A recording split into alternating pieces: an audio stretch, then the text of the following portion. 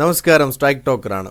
ധർമ്മസ്ഥലയുമായി കഴിഞ്ഞ 3-4 വർഷങ്ങളായി അടുത്ത ബന്ധമുണ്ട്. അവിടെയുള്ള ചില ഭ്രാന്ത പ്രദേശങ്ങളുമായും അവിടുത്തെ നാട്ടുകാരുമായും നല്ല ബന്ധം നിലനിർത്തുന്ന ഒരാളാണ് ഞാൻ. അതുകൊണ്ട് തന്നെ ഇതിൻ്റെ അടിസ്ഥാനത്തിലാണ് ഈ ഒരു വീഡിയോ ചെയ്യുന്നത്. ജൈന മതക്കാർ നടത്തുന്ന ഹിന്ദു ക്ഷേത്രം എന്ന നിലയിൽ ഏറെ പ്രശസ്തമാണ് ധർമ്മസ്ഥല മഞ്ജുനാഥ ക്ഷേത്രം. മഞ്ജുനാഥൻ എന്ന ദേവതയാണ് ഇവിടുത്തെ പ്രധാന പ്രതിഷ്ഠ. ദിവസവും കുറഞ്ഞത് 2000 ഭക്തരെങ്കിലും വരുന്ന ക്ഷേത്രം. കുടുമ എന്ന പേരിൽ അറിയപ്പെടുന്ന ഈ ക്ഷേത്രം 16-ാം നൂറ്റാണ്ടിൽ പുനഃപ്രതിഷ്ഠയ്ക്കും പുനർനാമകരണത്തിനും വിധേയമായി. അങ്ങനെയാണ് ധർമ്മസ്ഥല എന്ന പേര് ലഭിക്കുന്നത്. പരമ്പരാഗതമായി ഈ ക്ഷേത്രത്തിന്റെ ഭരണാധികാരി ധർമ്മസ്ഥല വീരേന്ദ്ര ഹെഗഡെ എന്നറിയപ്പെടുന്ന സ്ഥലത്തെ ഒരു പ്രമുഖനാണ്. ഇദ്ദേഹത്തെ ധർമാധികാരി എന്നാണ് വിശേഷിപ്പിക്കുക. ഹെഗഡെയുടെ സാമൂഹ്യ പ്രവർത്തനങ്ങളെ പുരസ്കരിച്ച് 2022 കേന്ദ്രം രാജ്യസഭയിലേക്ക് നോമിനേറ്റ് ചെയ്തിരുന്നു. 2000 UPA സർക്കാരിന്റെ കാലത്ത് ഹെഗഡെക്ക് പത്മഭൂഷൺ പുരസ്കാരവും 2015 പത്മവിഭൂഷണ പുരസ്കാരവും ലഭിക്കുകയുണ്ടായി. സംസ്ഥാനം ഭരിക്കുന്ന കോൺഗ്രസും BJPക്കും JDSനും ഒരുപോലെ പ്രിയപ്പെട്ടയാളാണ് ഹെഗഡെ.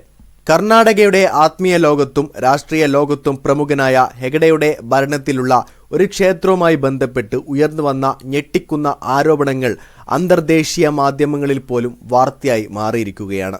യഥാർത്ഥത്തിൽ എന്താണ് ധർമ്മസ്ഥലയിൽ നടക്കുന്നത്? 1995 മുതൽ 2014 വരെ ക്ഷേത്രത്തിൽ ജോലി ചെയ്തിരുന്ന 48 വയസ്സുള്ള ഒരാളാണ് ധർമ്മസ്ഥലയിൽ നടക്കുന്ന ക്രൂരമായ കൊലപാതകങ്ങളുടെ പരമ്പരകൾ വെളിപ്പെടുത്തി രംഗത്തെത്തിയത്. ഒരു ദളിത് സമുദായക്കാരനാണ് സംഭവം പുറത്തു പറയാൻ തയ്യാറായി മുമ്പോട്ട് വന്നത്. 2025 ജൂണിലായിരുന്നു ഈ വെളിപ്പെടുത്തൽ. തന്നെ കൊല്ലുമെന്ന് ഭീഷണിപ്പെടുത്തി നിരവധി മൃതദേഹങ്ങൾ മറവ് ചെയ്യിപ്പിച്ചു എന്നായിരുന്നു വെളിപ്പെടുത്തൽ.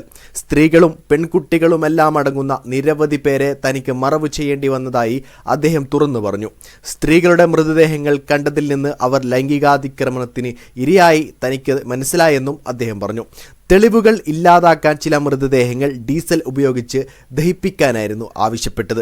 മിക്ക മൃതദേഹങ്ങളും നേത്രാവതി നദീതീരത്തിന്റെ പലയിടങ്ങളിലായി മറവ് ചെയ്യപ്പെട്ടു എന്നാണ് വെളിപ്പെടുത്തൽ. ധർമ്മസ്ഥലയിൽ പതിറ്റാണ്ടുകളായി നടന്നുകൊണ്ടിരിക്കുന്ന ക്രൂരമായ കൊലപാതകങ്ങൾ വ്യാപകമായി പ്രതിഷേധങ്ങൾ വീണ്ടും ഉയർത്തി. ജൂലൈ 4 പോലീസ് ഔപചാരികമായി കേസ് രജിസ്റ്റർ ചെയ്തു. സംഭവങ്ങൾ തുറന്നു പറഞ്ഞയാൾക്ക് സംരക്ഷണം നൽകാൻ പോലീസ് തയ്യാറായി. ആരോപണങ്ങൾ സമഗ്രമായി അന്വേഷിക്കാൻ കർണാടക സർക്കാർ ഒരു പ്രത്യേക അന്വേഷണ സംഘം രൂപീകരിച്ചു. പ്രണബ് മെഹന്തിയാണ് SITയുടെ നേതൃത്വം വഹിക്കുന്നത്. മുതിർന്ന IPS ഉദ്യോഗസ്ഥ SITയിൽ നിന്ന് പിന്മാറിയ സംഭവം ഈ വിഷയത്തിൽ നടക്കുന്ന ശക്തമായ രാഷ്ട്രീയ നീക്കങ്ങളെ വെളിപ്പെടുത്തി. മറ്റൊരു അന്വേഷണ ഉദ്യോഗസ്ഥനും സംഘത്തിൽ നിന്ന് പിന്മാറാൻ താൽപ്പര്യം കാണിച്ചിട്ടുണ്ട്. ശക്തമായ സാമൂഹ്യ സമ്മർദ്ദങ്ങളെ തുടർന്നാണ് സർക്കാർ ഈ നിലപാടിലേക്ക് എത്തിയത്. ഭരിക്കുന്ന പാർട്ടിയും പ്രതിപക്ഷ പാർട്ടിയും ധർമ്മസ്ഥലയിലെ സംഭവങ്ങളെ മൂടിവെക്കാൻ ശ്രമിക്കുകയാണെന്ന് ആരോപണമുയർന്നു. ധർമ്മസ്ഥലയുടെ പവിത്രമായ ഹെഗഡെയുടെ അഭിമാനവും കളങ്കപ്പെടുത്തരുതെന്നായിരുന്നു കർണാടക സ്പീക്കറായ UT ഖാദറിന്റെ പ്രസ്താവന. ആഭ്യന്തരമന്ത്രി ഡോക്ടർ G പരമേശ്വര ഹെഗഡെയുടെ സഹോദരൻ സുരേന്ദ്രകുമാറുമായി കൂടിക്കാഴ്ച നടത്തിയതായും വാർത്തയായിരുന്നു. വലിയ സാമൂഹ്യ സമ്മർദ്ദങ്ങൾക്കൊടുവിൽ ധർമ്മസ്ഥലയ്ക്ക് ചുറ്റുമുള്ള സ്ഥലങ്ങളുടെ പരിശോധനകളിലേക്ക് SIT നീങ്ങിയിരിക്കുകയാണ്. സാക്ഷിയായ ആൾ ചൂണ്ടിക്കാട്ടുന്ന സ്ഥലങ്ങളിൽ കുഴിച്ച് മൃതദേഹാവശിഷ്ടങ്ങൾ കണ്ടെത്തുക എന്നതാണ് ആദ്യപടി. തെളിവുകൾ നശിപ്പിക്കുന്നത് തടയാൻ ഫോറൻസിക് സംഘങ്ങൾ, പ്രാദേശിക റവന്യൂ വനം ഉദ്യോഗസ്ഥർ, ഭൂമി രേഖാ അധികാരികൾ എന്നിവരെ അന്വേഷണത്തിൽ ഉൾപ്പെടുത്തിയിട്ടുണ്ട്. 1980കൾ മുതൽക്കു തന്നെ ധർമ്മസ്ഥലയിൽ ഇത്തരം കൂട്ടക്കൊലപാതകങ്ങൾ നടക്കുന്നതായാണ് റിപ്പോർട്ടുകൾ. ഈ കൊലപാതകങ്ങൾക്കെതിരെ സ്ഥലത്ത് നാട്ടുകാരുടെ പ്രതിഷേധങ്ങൾ 4 പതിറ്റാണ്ടിലധികമായി നടന്നുവരുന്നുണ്ട്. 1987 പത്മലത എന്ന 17കാരിയെ ബലാത്സംഗം ചെയ്തു കൊന്ന സംഭവവുമായി ബന്ധപ്പെട്ട് വലിയൊരു പ്രതിഷേധ പ്രകടനം നടന്നു.